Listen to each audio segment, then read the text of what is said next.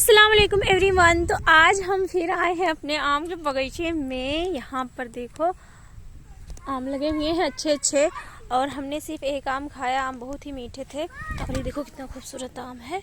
और हमने इसे नीचे रख दिया, खाने का दिल ही नहीं करा, बहुत ही मीठा है। और हम दिखाते हैं आपको तोड़कर, कितना अच्छा आम फरा। देखो वहाँ पे सिर्फ आम तोड़ रही है, और मैं इस पेड़ से आम तोड़ के दिखाऊंगी आपको। ये देखो कितना प्यारा आम लगा है माशाल्लाह। इसे हम तोड़ेंगे, ठीक है। भाजा चढ़ रही थी पेड़ पे आम तोड़ने के लिए, लेकिन इसे तो चढ़ना आता ही नहीं है। और ये देखो पीला पीला कितना प्यारा आम लग रहा है ना माशाल्लाह। नजर न लगाना फायजा, वो मेरा है, ठीक है। खुद साकिब भाई मेरा जो प्यारा सा भाई है, मेरे लिए आम तोड़ कर लाया है। ये देखो माशाल्लाह कितना प्यारा आम है ना।